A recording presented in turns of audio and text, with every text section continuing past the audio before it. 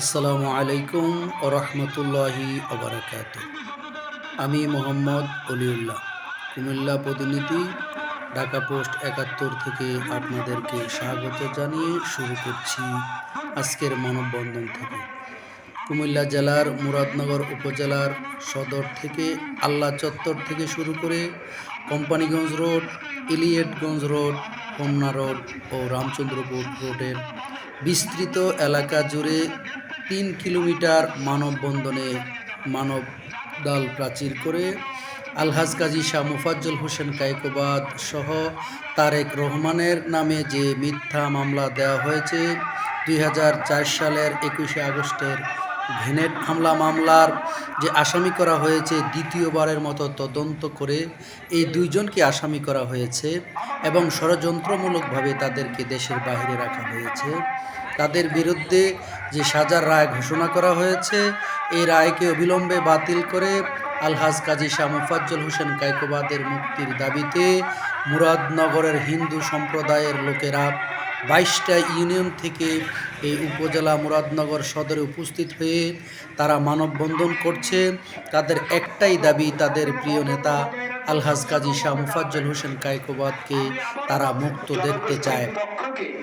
আজকে আমি আমার উপজেলার হিন্দু সম্প্রদায়ের পক্ষ থেকে আপনাদের সকলকে নমস্কার জানাচ্ছি। আমরা আজকে মিলিত হয়েছি একটি উদ্দেশ্যে। সেই উদ্দেশ্য মুরাদনগর উপজেলার আমাদের প্রাণপ্রিয় নেতা কাজী শাহ মোফাজ্জল হোসেন কায়কোবাদ সাহেব আজকে বর্তমান বিগত সরকারের আমলে তাকে মিথ্যা মামলায় জড়ানো হয়েছে। ২১শে গ্রেনেড হামলা মামলায় মিথ্যা মামলায় জড়ানো হয়েছে।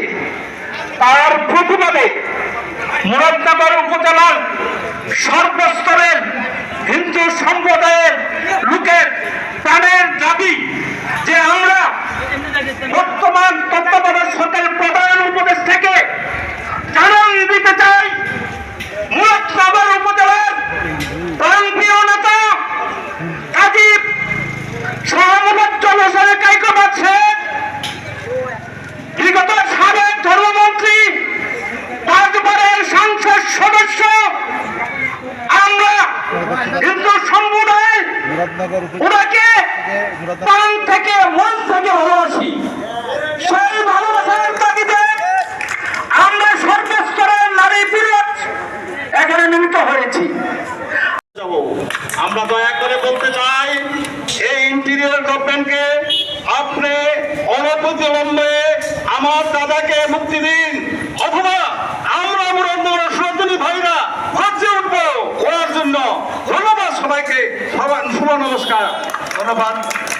বর্তমান সরকারের প্রধান উপদেষ্টা মহোদয়ের কাছে সবিনয় অনুরোধ জানাচ্ছি, মুরাদনগরের হিন্দু সমাজের পক্ষ থেকে আমাদের তারেক জিয়া এবং কায়কোবাদ সাহেবের মিথ্যা মামলা অচিরেই যেন প্রত্যাহার করা হয়। আর যদি প্রত্যাহার না করেন, মুরাদনগরের হিন্দু সমাজের পক্ষ থেকে কঠিন থেকে কঠোরতর আন্দোলনে আমরা ডাক দেব। আমি হিন্দু সমাজের ২২টি ইউনিয়নের হিন্দু ভাইদেরকে আসার জন্য এবং এই আজকের মানববন্ধন থাকার জন্য আন্তরিক ধন্যবাদ এবং কৃতজ্ঞতা প্রকাশ করে আজকের এই মানববন্ধন প্রোগ্রাম এখানেই সমাপ্তি ঘোষণা করছি। নমস্কার।